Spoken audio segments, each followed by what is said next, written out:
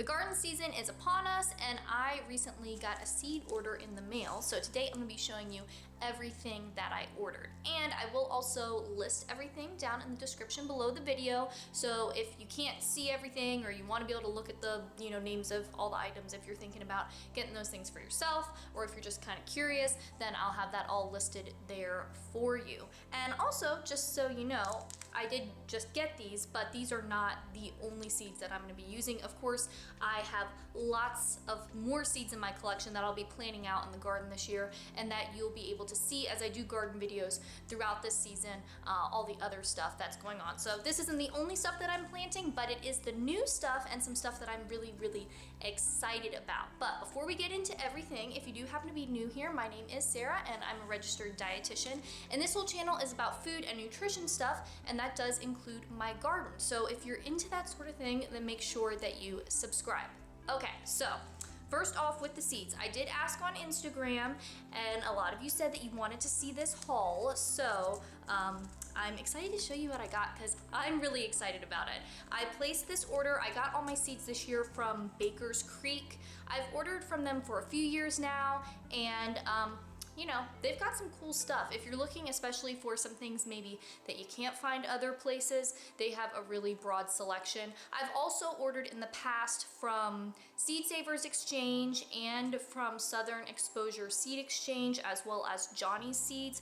So I don't always get all my stuff from Baker's Creek, but because they had the things that I wanted this year, I ended up getting everything there. So the first ones, I've kind of tried to categorize them. We'll get into the flowers first. So I got two different types of echinacea or coneflower. This is kind of the basic standard one that you think of. And then this is a mix where they have all of these different kind of rainbow colors, which I thought was really pretty. I did read in some reviews, I always read lots of reviews and try to research the seeds that I buy, that while the kind of standard one is pretty foolproof and easy to grow, that these that are bred to be the different colors are a little bit more finicky, and that over time they kind of revert back to this. So we'll see if that's the case, but that's why I ended up deciding to get both, because this one seemed kind of more like a, it's gonna work and it's gonna be fine, and this was more of a little bit of an experiment. And with my garden this year, because we have recently moved and we're doing a whole new garden space this year, which I am gonna give you a tour of and kind of show you what we have going on, I'm thinking about things a little bit differently. It's a fresh start. There are a few garden beds that we have here at the new place, but also I'm trying to think long term, because this is a place that, as for right now, we plan to be here for a while, and it is this kind of fresh start. I really want to be methodical and be thinking about the big picture and the long term and what things are going to look like.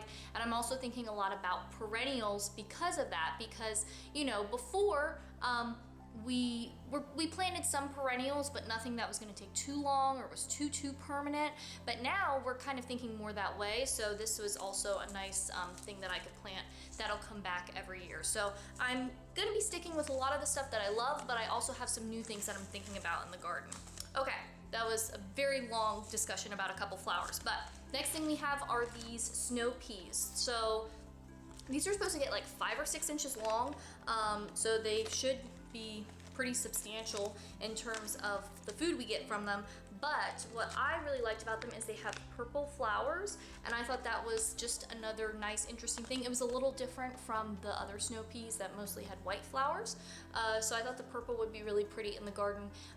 So I've already planted some of these, and I'll show you kind of that situation when I do a full tour of the area. But I planted these along with some snap peas, so hopefully they do their thing and they're good, but we're gonna see. And we'll use these mostly for like stir fry, but I'm excited about it. Okay, then we have a few herb situation things going on. So I got 2 kinds of chives. These are kind of the kind of circular ones that have the purple flowers, and then these are the garlic chives or Asian chives. They're called a few different things, but they have more of like a flat appearance, and they taste a little bit different. But again, these are things that will come back and can be more like permanent installations in the garden, and they're going to provide a lot of great flavor for our food. I love growing fresh herbs. I always say if you want to try growing some plants for food, but you don't know where to start or you don't have a ton of space, herbs is the way to go because they're super expensive in the store. A lot of times you can't use them all or they go bad before you get through them, but they're really easy to grow. So these are 2 new ones that we'll be adding to the mix this year. And then another new one is lemongrass. So I love using lemongrass in curries, but you can't always find it at the store. And I saw the seeds. Well, at first I started thinking, I was like, I wonder if lemongrass grows here. Like, what kind of climate does it need? I don't know. I don't know anyone that grows lemongrass. So I looked it up and I am in zone 7. So what I found is that it can grow here, but you know, it's perennial in warmer climates. So for me, I would either have to replant it every year, or I can do it in a container and bring it in for the winter and, you know, just kind of keep it going that way. So I'm thinking that's what I'm going to try, but I'm really excited about this because if it works out, it'll be another great way to add awesome flavor to our food. Then I also got some different types of greens. So first one is sorrel. This is a perennial green. So again, we're trying to get more perennials in the mix. Kind of has a lemony flavor. I've had it before in different salad blends.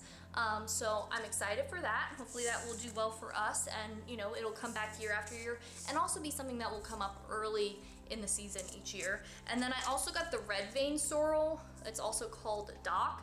It looks very impressive. From what I've read about this is more aggressive, which can be a good or bad thing, right? So you shouldn't have any trouble growing it from what I've seen, but it can also kind of become invasive and take over. So you also have to look out for it that way.